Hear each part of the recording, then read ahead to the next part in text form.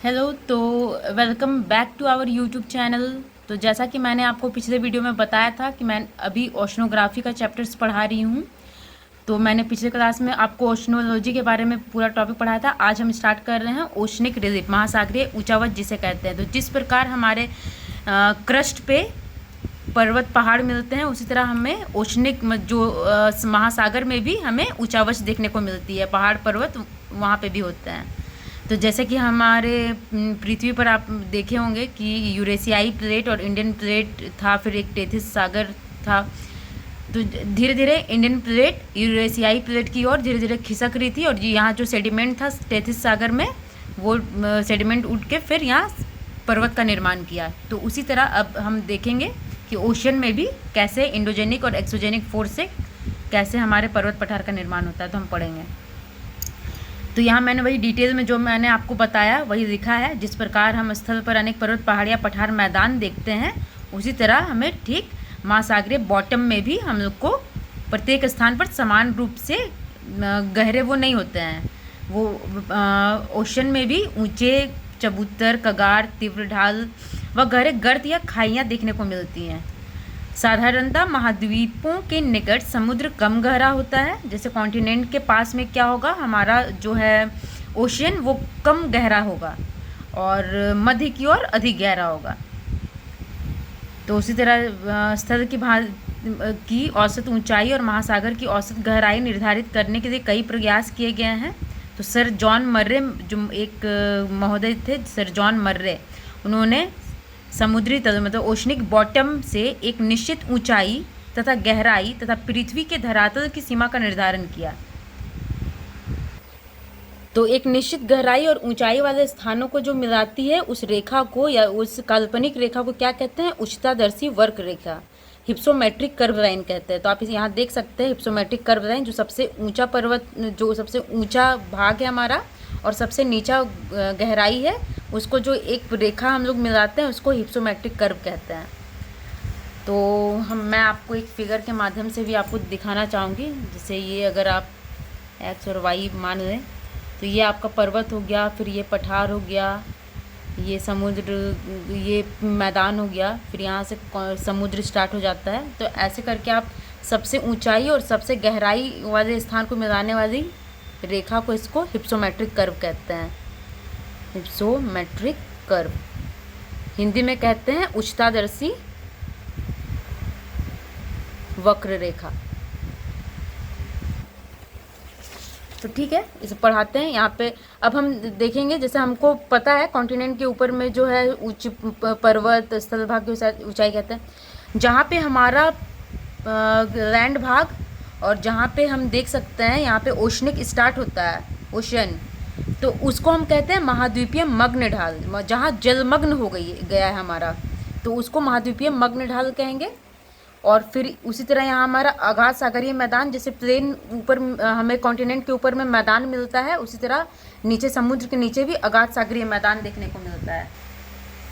तो ये आप डायग्राम जरूर बना लें, ठीक है।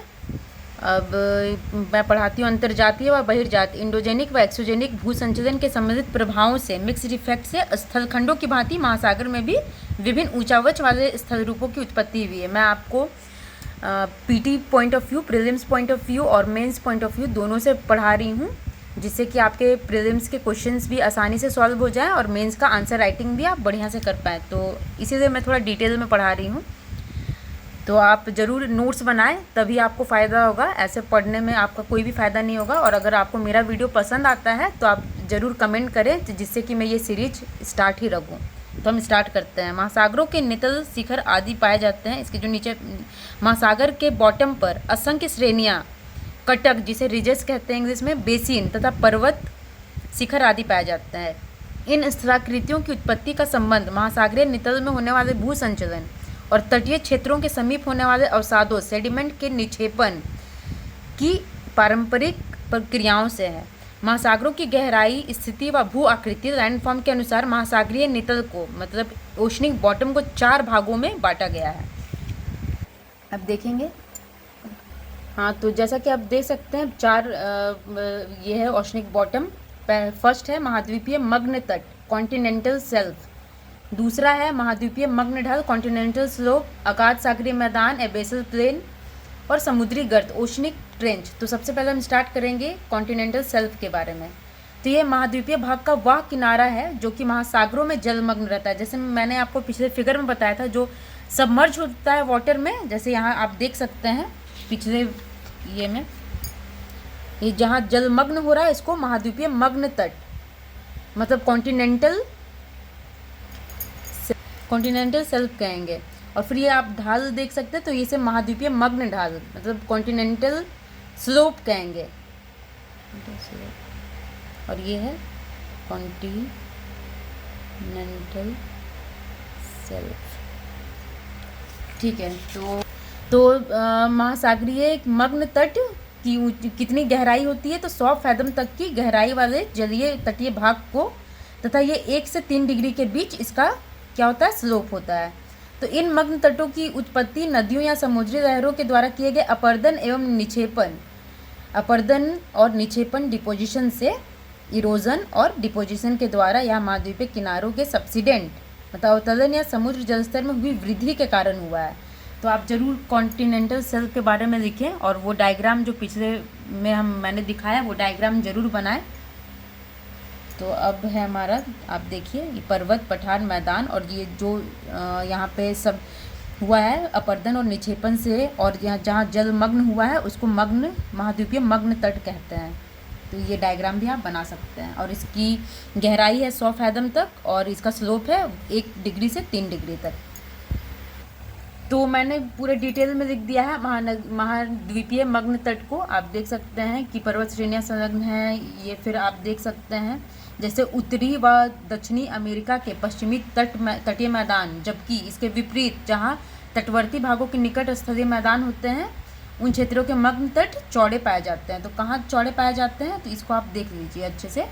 जहाँ पे उत्तरी व दक्षिणी अमेरिका, ये एक एग्जाम्पल मैं दे रही हूँ कि पश्चिमी तटीय मैदान, जबकि इसके ठीक विपरीत जस्ट अपोजिट जहाँ तटवर्ती भागों के निकट स्थलीय मैदान होते हैं उन क्षेत्रों में मग्न तट की चौड़ाई मतलब अधिक होती है। जैसे उत्तरी अमेरिका और दक्षिणी अमेरिका के पूर्वी तट के सहारे, अफ्रीका महाद्वीप के पश्चिमी और पूर्वी तट के सहारे आदि। तो इनका क्या होता है, ये थोड़ा चौड़ा होगा महाद्वीपीय मग्न तट।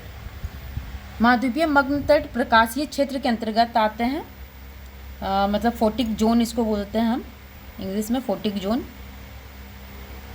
जोन के अंतर्गत आते हैं। और इन क्षेत्रों पर अवसादों का निक्षेपण डिपोजिशन सर्वाधिक होता है।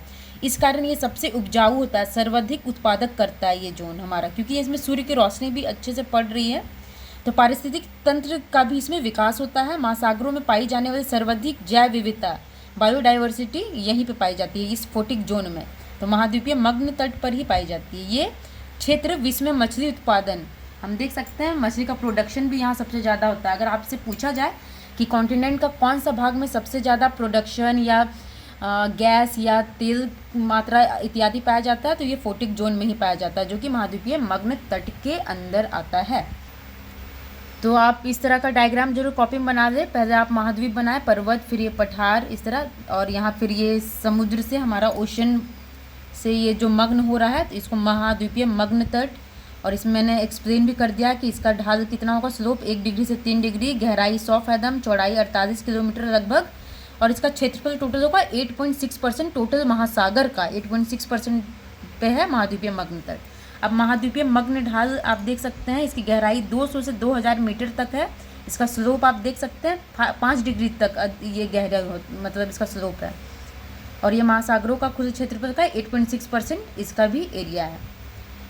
फिर आप देख सकते हैं हमारा तीसरा आ गया अगाध सागरीय मैदान मतलब एबेसल प्लेन। इसकी गहराई 3000 से 6000 मीटर तक है और इसका एरिया है 75.9% एरिया पे हमारा मैदान है। आप देख सकते हैं फिगर के माध्यम से भी। तो आप ये ज़रूर डायग्राम बना लें जिससे कि आपको ज़्यादा अच्छे से समझ में आएगा। तो अब मैं इसका दूसरा बिंदु जो दूसरे सेकंड पॉइंट था महाद्वीपीय मग्न ढाल, जैसा कि अब पिछले वीडियो में मैंने महाद्वीपीय मग्न तट के बारे में पढ़ाया थोड़ी देर पहले, अब महाद्वीपीय मग्न ढाल पढ़ाएंगे। तो महाद्वीपीय मग्न तट और अगाध सागरीय मैदान एबेसल प्लेन के जो मध्य के बीच में पाया जाता है वही भाग महाद्वीपीय मग्न ढाल कहलाता है। तो इसका औसत गहराई आप मैं बता दी हूँ 200 से 2000 मीटर तक, और इसका जो स्लोप है 4 डिग्री से 5 डिग्री होता है।